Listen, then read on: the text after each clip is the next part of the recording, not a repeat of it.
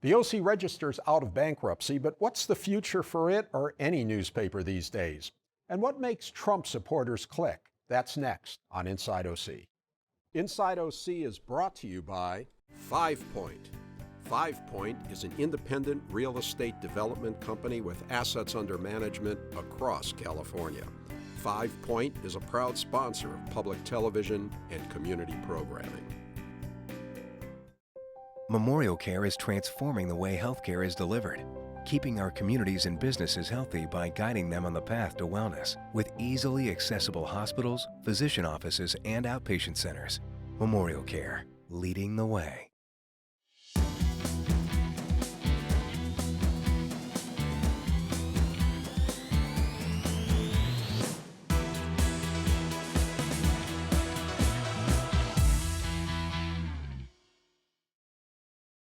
Hi, I'm Rick Reiff. Welcome to Inside OC. Sometimes on Inside OC, the guests have more to say than we can fit on one show. That was certainly the case with our recent shows on the future of the Orange County Register and the state of American politics. Let's start with the Register. To continue the discussion, here's Steve Churm, Will Swaim, and Eric Spitz. I think that the journalism industry is racing towards a point that it won't be able to afford to do the kind of reporting that is currently being done. And it's different newspapers are in different stages of that. I agree with all the local examples, and we may end up with Voice of OC and OC Weekly and the Business Journal as our primary sources of really local news. Yeah, and I guess OC Weekly and OC BJ, how about that? Who would have thunk it, right? Yeah. Well, about 20 years ago when we first met, and you really had the Times and Register dominating the news scene, and here we were like the mammals, the little mammals scurrying around as these dinosaurs were roaming the earth.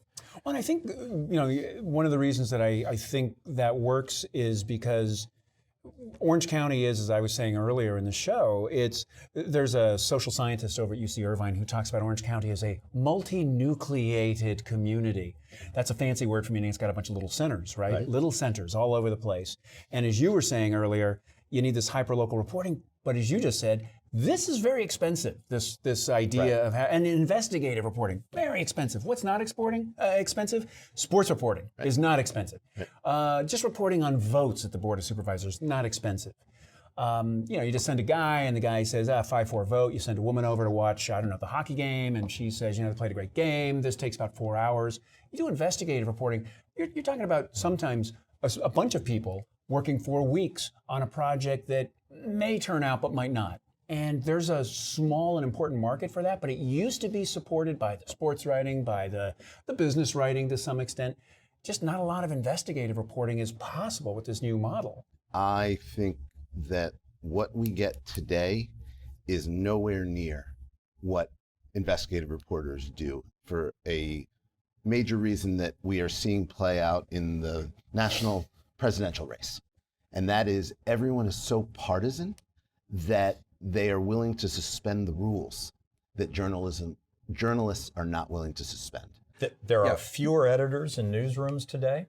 There's fewer thought leaders that are shaping and channeling how we cover things, and that's a reflection of cost cutting, not just in newspapers, but across all media. And those reporters are chasing Donald Trump. Why don't they investigate? In other words, there's still reporters out there, but they're not investigating. They're covering the horse race. Yeah, but because that's what I honestly believe, that's what the general audience really cares about. I mean, I don't mean to sound elitist, but I am.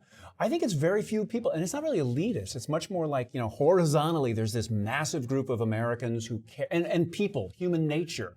We care about sex and fire and violence. That's part of our experience, and that part is universal. Who really cares about Donald Trump's property deals on the East Side or in New Jersey? Who really cares about what I'm writing about Stanton right now, the city of Stanton, 38,000 people. You may have heard of this place, 3.1 square miles. I'm doing an investigative series on Stanton. Why? Because there's a nonprofit organization that's willing to let me just sort of follow my instincts in writing about that place. I don't agree, by the way, Eric, that that reporters used to be, investigative reporters used to be on the one hand, on the other are objective. I think you said it when, and I don't want to set up a straw man here. You said you're not sure people can't be biased or are unbiased. Right. I think what people but they now do play by rules, and that's what you asked me earlier. What coming to an industry that you've never seen before, probably the most significant early learning or insight that I got was how rules-based the newsroom is and how dogmatic people in the newsroom are about their rules. And that is, without seeing that firsthand, without understanding what I just said by experiencing it, it's really difficult to look at the national political race and see how it might be different if it were covered correctly by media people who believe that they have to follow these rules. I believe that what we're seeing today has nothing to do with the media. It has to, or nothing to do with journalism. It has to do with the point you brought up earlier, which is you have the people on the left and the right who have a dog in the fight and who want to tell their story in any way they can, and now they can all tell it but Eric, to their heart's content. But Eric, in one sense, that's a return to how American journalism operated until probably the middle of the last century. That papers were owned, and look at the Register itself, which was owned by a dogmatic libertarian who was not libertarian only on issues of religiosity, where I can remember as a young kid opening up the Register when I was, I don't know, maybe 11 or something, and it said, "He is risen," was on the editorial page. Now, I was raised Catholic, so it didn't strike me as odd at the time, but, a few years later when I started to study journalism, I thought, that's kind of weird, just a little weird. So papers had an identity, and partly what we were asking about earlier with, the new ownership is, can it, keep the character, the quality of the Register? What is that character? It was opinion driven. Now, in the newsroom, in fairness, news reporters aspired to be, neither left nor right, but forward. In fact, my own experience in newsrooms around the country is that they are unaware of their biases. This is the greatest danger to American journalism, is not bias, but an absolute ignorance of one's own bias. I interviewed a reporter once in Virginia who I was asking for impressions of a person who was going to come out here to be a city manager. And that guy said, well, I'm not comfortable telling you about my impressions. And I said, why? And he said, well, that would reveal my personal affection or disaffection for this person. And I said, right, that's what I'm asking for. Yeah, well, I don't go into that. And I said, oh, that's great. So you have it. You have an affection or disaffection. You just won't tell us what it is. Well, I think that almost gets to the rules that Eric was talking about. There's a difference in, I'm not talking about bias. I was a history major in college, and what I learned, if there's one thing I learned, because my kids ask me all the time, what's the one thing you learned? The one thing I learned is that history is someone's story. That's great. Someone wrote that, and the closer you can get to who wrote it, the better you are to understand it, because it was someone's opinion, right? It's not about opinion. What we have today, it's always going to be opinion, but what we have today for the first time with the unfettered internet is a lack of rules and a lack of a roadmap as to how you're supposed to do it. It just gets out. And the best journalists are the ones who get their stuff read the most. One of the things that people are looking for, yes, I think most people assume that the media is biased and that even newspapers are biased. I may open up the New York Times and I'm thinking, gee, I'm opening up a thing written all by liberals. But you open up the New York Times or the Wall Street Journal, which are maybe on almost opposite ends of, to some extent, the ideological scale. You have a sense that professionals have written this. They're going to be fair. They may have their biases, but they're going to be fair. They're going to be accurate. They're going to put things in perspective. They're not going to game me. Okay, they may have their own, they're coming at it from a certain point of view. And that, I think, is what we're losing. And so the question is whether it's the 10,000 people in Orange County that Will said it is, or it's more like 100,000 or a million, is how many people value that enough that they'll at some point put money down for it so that it can continue? Or will people just decide we don't care that much if you're accurate, if you're if you're balanced, if you're bringing any insight. What's your sense? It's always been important to understand that whatever the source of information that you follow, you subscribe to, you lean toward, you understand that bias. What I'm concerned mostly about is the channels themselves either becoming confused and mixed, and therefore unable for the average person to sort of discern and get any kind of information, or the channels just dry up and go away. I think of my 3 millennial children, who frankly do a very poor job of being current, even about their own community and their neighborhood, all right? We're talking up here, and we grew up with newspapers, we understand their value, we have used those as tools to learn about the world and be successful.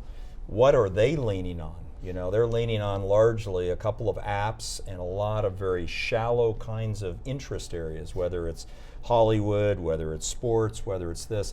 We need a media voice, and I worry about everybody in the middle, not the people on the left or the right, where the majority of people are in that middle. Where are they going to get their news? And what kind of news are they going to get?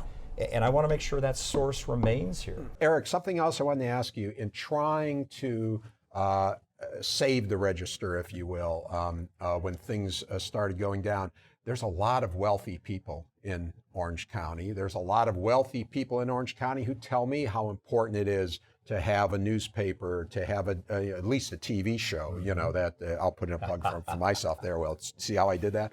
But no, but I you know, and so did you make any attempt to reach out to see if some of those people were interested in becoming investors in helping save the paper?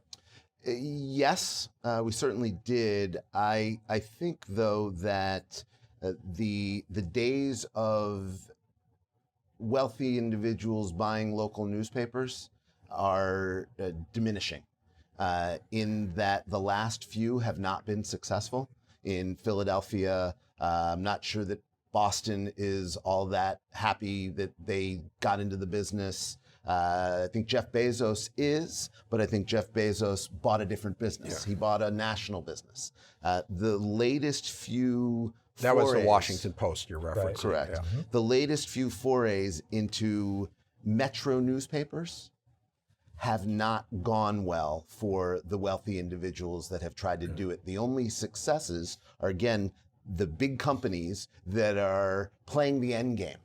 And what I mean by that is they're doing the consolidation, they're doing the cost cutting, they're doing the post-bankruptcy financial maneuvering. And there are companies that are built for that, the private equity firms, the hedge funds, they know what they're doing. It's not the domain of the wealthy individual. And I would say, Rick, and I'd be remiss, and I no longer work for Eric Spitz. I did at one point. But I think what Eric and his partner, Aaron Kushner, tried to do is they tried to find a different path forward in an industry that has been clearly on sort of a downward trajectory. And I think they get a lot of credit. They were roasted, they were vilified at times in the Weekly and other papers, and sometimes for some of the ideas, perhaps there was some justification in questioning what they were doing. But I think what you did was that you gave the Register some extra lifespan, and what you also did was you helped the industry to recognize where they are and what's going to work and what isn't going forward. So somebody needs to tip their cap at some point to what you guys did in this period. So I thank you for that. And that's it. I'm sorry, we are, and we should make it clear we're talking like the Register is finished. It's not. It's now under new management, new ownership. We'll see where it goes. But gentlemen, thanks again for coming on. Thank you. Thank you. Yeah. Thank you, Rick. The Register's new owner, Digital First Media, has said that it plans to keep the Register masthead local and independent. Everybody will be watching. Now, we also did a show recently on the divided state of politics in America today, and our two guests, Bill Lockyer and John Campbell, had a lot to say about that and also about the Donald Trump phenomenon and Bernie Sanders, too. The Donald Trump movement, and it is a movement, I don't think he started it. I think he discovered it. I think he uncovered it. And I think he gave it room for voice. But the frustration out there amongst a whole lot of people, most of whom are Republicans, but not all of whom are Republicans, that there's an elite, and the elite is in academia, they're in media, they're in government, and they're in business. and that elite, and so some of those are Republican constituencies, some of those are Democratic, but that elite really doesn't care about them, and that income inequality, which is a real thing. I don't like the term, but what they're describing exists and does exist not only in the United States but in every country on earth.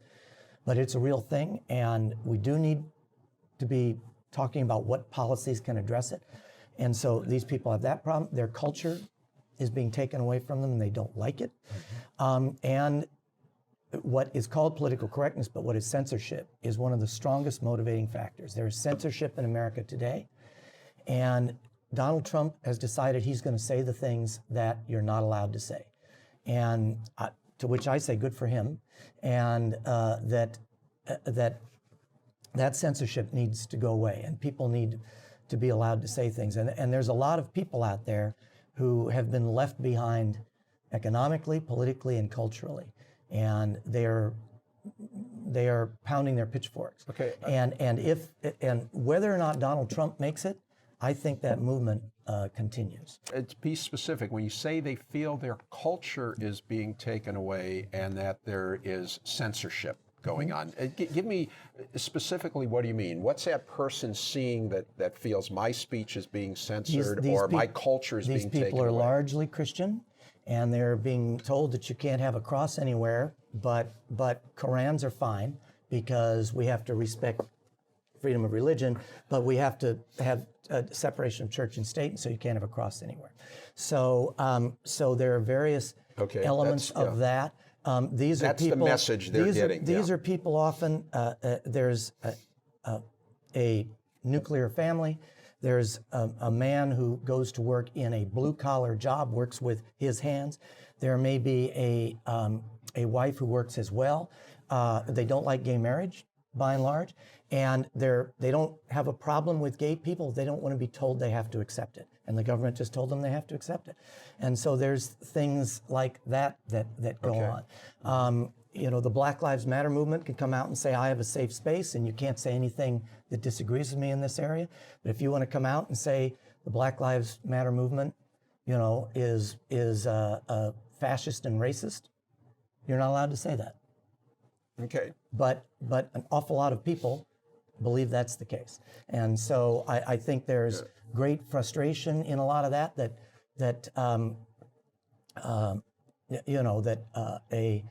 And you're seeing it in Europe. I mean, it's not just here. You're seeing it in Europe. That they are flocking to. Somebody gets. There's a cop shooting, and there's all this thing, and then some working class white girl somewhere gets raped by somebody who is in the politically correct class, and nobody cares. And nobody shows any interest, and that's these people. Nobody cares about them, and guess what? They're right, and so they're right that nobody cares. Correct. Well, they're right that nobody cares about them. Yeah, I'm not sure about nobody cares, but they certainly don't have the electoral significance in the country that they once did, and I connect kind of the different things, the economic changes with the cultural ones, because that's a way to see how the world's different than the world I hope to live in. There's gay marriage on my body. Now I happen to support it, but I understand why there's anger about people that say this is different than what I was expecting my community. See, and I think the difference is, and I don't support gay marriage, but I think where these people are is, they're okay with people support, but don't tell me I'm an evil, bad person for not supporting gay marriage and that I'm not allowed to say it and that I'm not allowed to express it. Don't say that. It's a political viewpoint, it's a cultural viewpoint, and you ought to be allowed to say it. And there is censorship in America. You're not. Yeah, I'm not sure. I'm not you sure lose your people job. think of it as censorship as much as political correctness. I understand how they're sort of viewed as overlapping in your. Well, but I think that's the difference. You're not allowed to. The elite view it as political correctness because that's what they believe. These people, the sort of left behind people, if you will, think of it as censorship. they think of it as censorship because nothing. You can call them a Bible-toting, brainless redneck thug, and that's okay. But and so you're free to insult them, but you're not free to insult someone else, and that's what they don't like. If you're going to have censorship, make it even. You can't say that about me either, but you can. I guess I'd say this maybe differently, and in my view, more optimistically. The extraordinary thing about this country, and I'm sure John agrees, that this is the only place on the planet in the history of our species where the idea that every voice counts, that everybody matters, is embedded in the system in a fundamental and basic way. It's a wonderful idea. And, we're still kind of exploring what that means exactly and how to do it well. But it's unique. And I agree, and that's why we're both optimists. But when Hillary Clinton comes out and says all lives matter, and she has to pull it back and say, no, I'm sorry, just Black lives matter. Well, I don't think she said just. She didn't, but the implication was there. Because if all lives matter is not allowed, and Black Lives Matter is, then it's pretty obvious that certain lives matter more than others, and that's a position that is upsetting to a lot of people who have been quiet, but Donald Trump gave them the room and the space to not be quiet. He's been the vessel for that. He has been the vessel, and I don't. What is the magic? Because if you look at his positions, at least now, again, maybe this is a whole different point, but so much of what he stands for is just anathema to the Republican Party, and for that matter, to let's say a moderate Democrat like Hillary Clinton. Well, he's anti-NAFTA. He's anti-free trade. He's going to deport 12 million people and send them back to Mexico. Certainly, the Republican Party we're used to post-World War II, he's different than that, that's for sure. Right, but that's where I think things might change. Things might change. If he's president, is he going to deport? I mean, it's almost like you can't. He can't, but he says he will, and nobody seems upset that he says. What we said during the show is it's an advertise. Most of what everybody presidential candidate is saying, to do that to do much of this stuff, you need Congress, okay? And Congress doesn't go along. We don't rubber stamp things that even presidents of our own party want. And so it's one of the many, many political promises in a presidential season that won't occur. But the other thing to think about Donald Trump that he made pretty clear, I mean, his book was Art of the Deal, and I didn't read it, but from what I understand from people say, he's one of these people who believes you start over here to get over here. Yeah. So if you start by deporting 12 million, maybe at the end of the day you deport 500,000 and you don't make any of them citizens. I don't know, wherever. But if you start one place, he intends to get to another, and he's actually made that pretty clear that that's his strategy. Is I'm gonna stake out ground over here and hope that I can make a deal somewhere that I can accept. Help us out with Bernie. What's the Bernie Sanders? Well, in the Democratic Party, there's 40% or so that are just for the rebellion in life. So whoever expresses that, I'm there. Yeah, I mean that's what happens. And so, added to that is sort of Clinton fatigue, questions about her integrity, and so on. Does it also say something about the emerging millennials? Well, each generation sort of looks for its music, its voice, and so it's sort of an irony that these young people are for this 74-year-old guy, right? But they are. Yeah. I mean, they are. Overwhelmingly, certainly those that are voting. Let me say this. I think, and I'm curious what you think, I think that the Bernie movement and the Trump movement are different flavors of the same cake. They are both populism. Right. They are both pitchfork pounding, if you will, with different solutions to that. Different constituents. Different constituents. There's some overlap. If you've seen some of the polling on this, there's some Trump people whose second choice is Bernie, and some Bernie people whose second choice is Trump. Right. But because they don't care what gets put in its place, they just want the building burned down. Right. I do think that, and the fact that both of them are happening simultaneously in both parties is what makes me say the political class here needs to not close the door and put on earmuffs, but listen to this, that when populism starts to rise to this degree and this broadly across the political spectrum, pay attention, because those pitchforks, when they'll pound, and then at some point they'll point the pitchfork. And so you need to, the political class needs to pay attention to this. And I don't think either political class is right now. And I think they do so at their peril. Californians will have a lot to say about the fate of Trump's and Bernie Sanders' presidential bids when they go to the polls on June 7th. Well, that's it for now. Thanks to my guests. You can watch this show and past shows by going to pbssocal.org or rickreiff.com. You can also catch our shows and our post-show open mic chatter on YouTube. And follow us on Facebook, Twitter, and Instagram. Thanks for watching. We'll see you again on Inside OC.